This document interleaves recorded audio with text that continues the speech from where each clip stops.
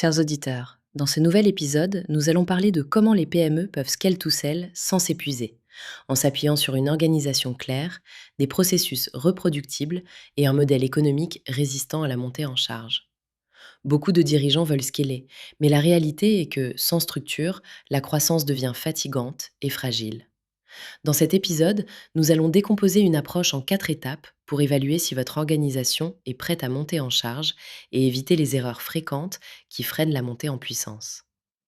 Première étape, identifiez vos goulots opérationnels. Demandez-vous où se perd le temps, quels processus génèrent retours et tensions, et comment les flux d'informations peuvent être simplifiés pour gagner en prévisibilité. Deuxième étape, vérifiez la robustesse du modèle économique. Votre marge tient-elle si vous doublez le volume? Quels coûts cachés apparaissent sous la pression de la croissance? Scaler ne fonctionne que si l'outil économique peut absorber la charge sans perdre en rentabilité. Troisième étape, évaluer la maturité managériale. Une entreprise ne scale pas plus vite que son management. Regardez si vos managers peuvent prendre le relais, décider et piloter. Quatrième étape, construire un plan de priorisation simple. Identifiez 3 priorités structurelles sur les 12 prochains mois, pas plus.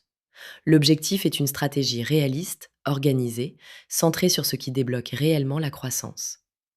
Mais parler de scaling sans regarder les pièges peut conduire à se tromper de direction. Les 5 erreurs les plus fréquentes observées chez les PME d'aujourd'hui sont: 1. Vouloir scaler sans clarifier l'offre. 2. Trop dépendre du dirigeant. 3. Ne pas documenter les processus. 4.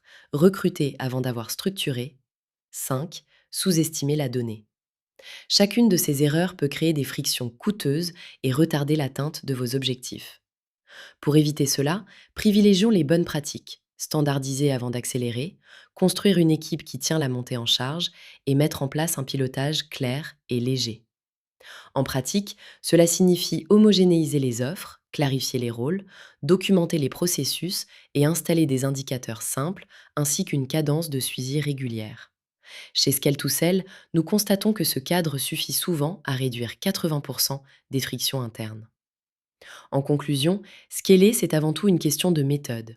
Structurer avant d'accélérer, rendre l'organisation lisible et le modèle robuste, et vous verrez la croissance devenir plus prévisible.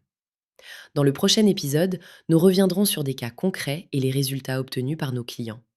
En attendant, partagez vos expériences, abonnez-vous et contactez-nous si vous souhaitez un accompagnement personnalisé.